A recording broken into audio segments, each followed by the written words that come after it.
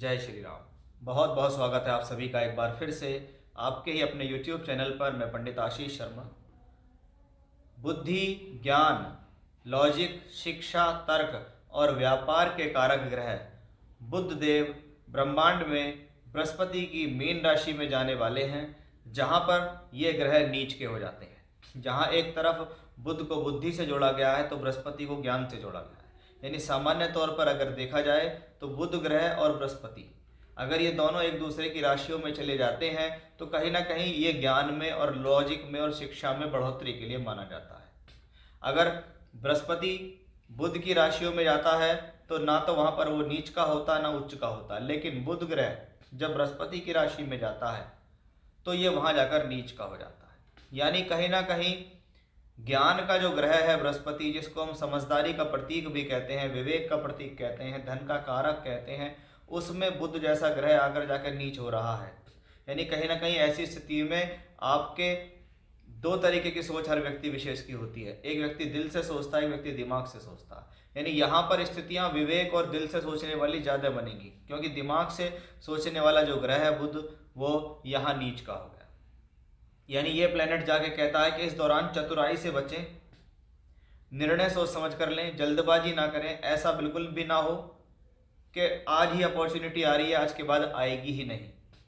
क्योंकि ये जो ट्रांजिट है 7 मार्च से 25 मार्च के बीच में है, और गलती होने के लिए तो क्षण भर का समय ही काफ़ी होता है। ये तो काफ़ी लंबा पीरियड है। तो ये सभी राशियों पे अप्लाई होता है ये नियम, सिर्फ अकेली आपकी राशि के लिए नहीं, ये सभी पे अप्लाई होता है।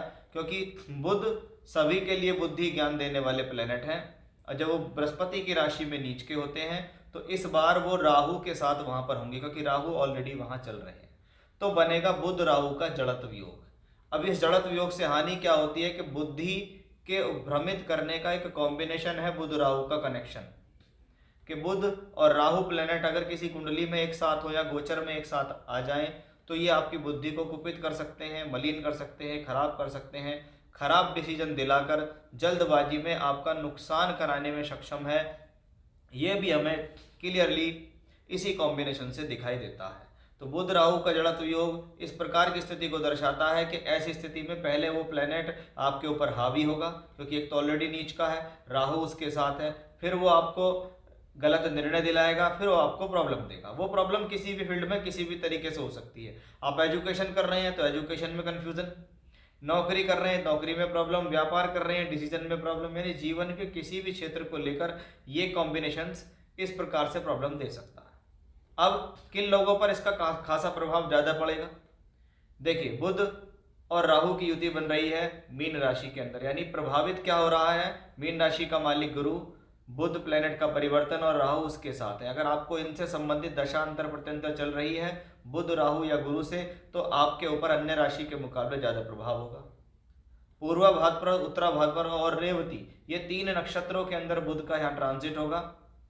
इसके अंदर हमें ये देखना है कि इन 3 नक्षत्रों में यदि आपका जन्म हुआ है या आपकी कुंडली के अंदर कोई भी प्लेनेट ऐसा है जो इन 3 नक्षत्रों में बैठा हुआ है, तो भी आपके ऊपर इसका प्रभाव ज़्यादा पड़ेगा, क्योंकि वो जहाँ का स्वामी होगा उसके हिसाब से वो फल देगा। अब हम आपकी राशि से इसको यहाँ देखेंगे कि बुध यहाँ नीच के होंगे, राहु केतु अक्ष पे होंगे, बुध राहु का जड़त्व योग बनेगा। ये योग, ये कॉम्बिनेशन आपको क्या दे सकता है? क्योंकि 2 ग्रह हैं और दोनों ज्ञानी हैं, लेकिन कहते हैं जब आपकी बुद्धि आपके ऊपर हावी हो जाए, आपकी बुद्धि कुबुद्धि में बदल जाए, तो आपका ज्ञान भी धरा का धरा रह जाता है। इसके लिए बहुत बार आपने देखा होगा वो सभी लोग जो जीवन में बहुत सारे ज्ञान, अच्छा काम करते हैं, ज्ञानी होते हैं, लेकिन वो भी कहीं ना कहीं अपनी मलिन बुद्धि के कारण या भ्रमित होने के कारण अपनी बुद्धि से अपना नुकसान करते हैं, जिसमें क्या उनका अपना अच्छा खासा कमाया हुआ यश और सम्मान क्षण भर में खत्म हो जाता है, या लंबे समय से चल रही मेहनत क्षण भर में आपकी ही गलती, आपके ही रॉन्ग डिसीजन के कारण गलत हो जाती है। अब बुध ग्रह का परिवर्तन हो रहा है तो बुध क्या है? लिक्विडिटी है। पैसे का जो फ्लो है वो बुध के पास है। व्यापार, वाणिज्य, अकाउंटेंसी, जो लोग सीए के प्रोफेशन में है, अकाउंटेंसी के प्रोफेशन में है, जिनका लेखा जोखा करने का काम है, राइटिंग के फील्ड में है, जो कुछ लिखते हैं, जो कुछ किसी को एडवाइस देते हैं, किसी को विचार देते हैं, लोगों को समझाते हैं, उनका संबंध, खिलाड़ी या स्पोर्ट्स पर्सन जो होते हैं उनका भी संबंध बुध ग्रह से होता है। यानी जब जिस ग्रह का परिवर्तन हो रहा है उसके कारकत्व का रिजल्ट तो आएगा ही। अब वो बुध ग्रह निकल कर पहुंच गए हैं बृहस्पति के उसमें। बृहस्पति क्या है? ज्ञान, शिक्षा, दीक्षा, धर्म, फाइनेंस, इन सब के कारक ग्रह हैं। तो अब ये देखिए बुध और बृहस्पति मिलकर आपको क्या देने वाले हैं, आपकी राशि को ये क्या देंगे। यही मेरा आज का विषय है, इसको बड़े ध्यान से आप समझिए, क्योंकि इंट्रोडक्शन में बताना बहुत ज़रूरी होता है कि एक्चुअल में ये प्लेनेट हो क्या रहा है।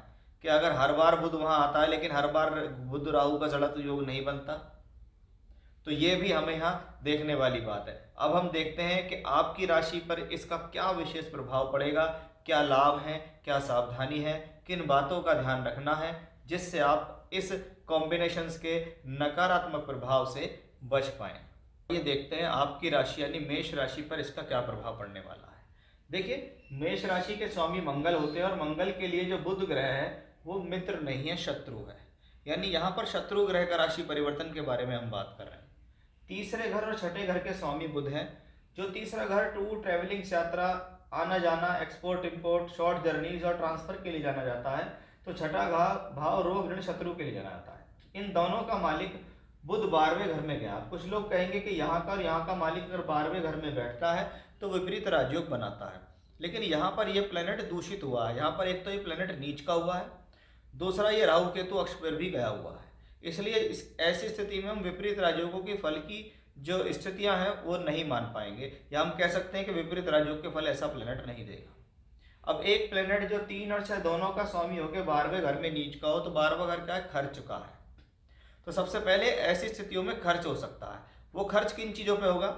यात्राओं पर खर्च होना और बीमारी पर खर्च होना। ये दोनों स्थिति बुध ग्रह से हमें क्लियर दिखाई देती है। अब बुध ग्रह को हम डिसीजन से क्लियर जोड़ते हैं। अगर आप पढ़ रहे हैं, आप नौकरी कर रहे हैं, आप व्यापार कर रहे हैं, आप कोई भी काम कर रहे हैं, तो आपके लिए ये एक चेतावनी होगी कि इस थोड़े समय काल के अंदर 7 मार्च से लेकर 25 मार्च के बीच में जो समय है, ये जो 18 दिन है, ये आपके जीवन में इस बात को बताते हैं कि भी बुध राहु का जो ये कनेक्शन 12वें घर में बनता है, ये आपकी मति को भ्रमित कर सकता है, ये आपको कंफ्यूज कर सकता है, ये आपसे गलत निर्णय ले ला सकता है। और गलत निर्णय जब जीवन में व्यक्ति लेता है तो एजुकेशनली भी प्रॉब्लम आ सकती है, मैरिज को लेकर भी प्रॉब्लम आ सकती है, क्योंकि ये ओवरऑल काम करेगा। इसका विशेष किसी चीज़ से कनेक्शन नहीं है, ना इसका शिक्षा से, ना इसका विवाह से, ना इसका भाग्य से, ना इसका कर्म या लाभ से कोई कनेक्शन नहीं है। लेकिन बुध क्या है? बुद्धिमानी है, हमारी सोच है, हमारे विचार हैं। जब वो प्लेनेट राहु केतु एक्सेस में जड़त्व योग में बन जाता है तो ये प्लेनेट कोशिश यही करता है कि आपसे गलतियां कराए, आपको नुकसान दे। इसलिए इसकी अपने आप में एक चेतावनी है कि इस प्लेनेट से आपको सावधान देना, क्योंकि ऐसा प्लेनेट जो कि छठे का मालिक 12वें घर में नीच का है, तो रोग, ऋण और शत्रु तीनों देने में सक्षम है। हेल्थ इश्यूज दे सकता है, क्योंकि बुध ग्रह है तो चमड़ी के रोग, श्वास संबंधी तकलीफ, गले से संबंधित समस्या, जॉइंट्स पेन से संबंधित प्रॉब्लम देने में सक्षम है। रोग देने में सक्षम है, रोग पे खर्च करने, क्योंकि 12वें घर में बैठा है तो रोग के कारण डॉक्टर से मिलना, या आपकी दशा खराब चल रही है इस दौरान तो आप कुछ समय के लिए अस्पताल भर्ती हो सकते हैं। यही कॉम्बिनेशन छठे घर का स्वामी है, बुध 12वें घर में नीच का है, तो आपके ऊपर किसी प्रकार का लोन, ऋण या कर्ज आदि पड़ सकता है, आपके ऊपर प्रेशर बना सकता है ऐसा कॉम्बिनेशन।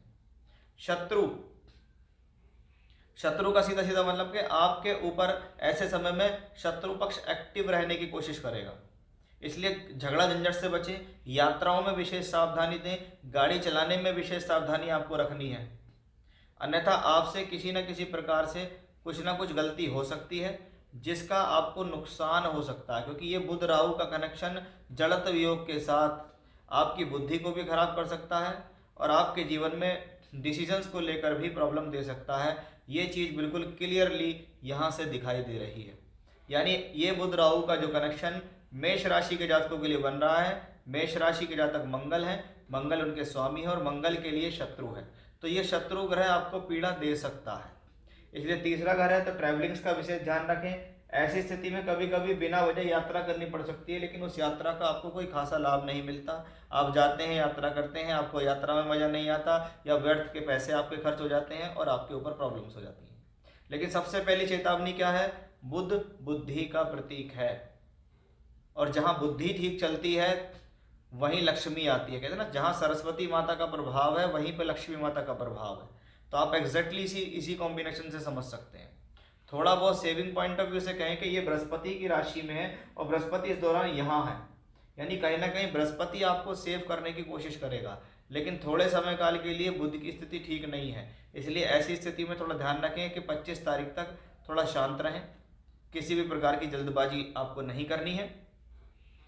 कोई बात नहीं है, ऐसा नहीं है कि अपॉर्चुनिटी आज ही मिलेगी, थोड़ा सा धैर्य रखिए, अपने आप अपॉर्चुनिटी आपके पास चल के आएंगे और आपको फायदा होगा। लेकिन इस समय काल में विशेष सावधान रहिए, शांत रहिए, निर्णय सोच समझ कर लीजिए। यदि आप चाहते हैं कि आपसे किसी भी प्रकार का नुकसान ना हो तो इस दौरान बहुत पेशेंस से आपको काम करना होगा।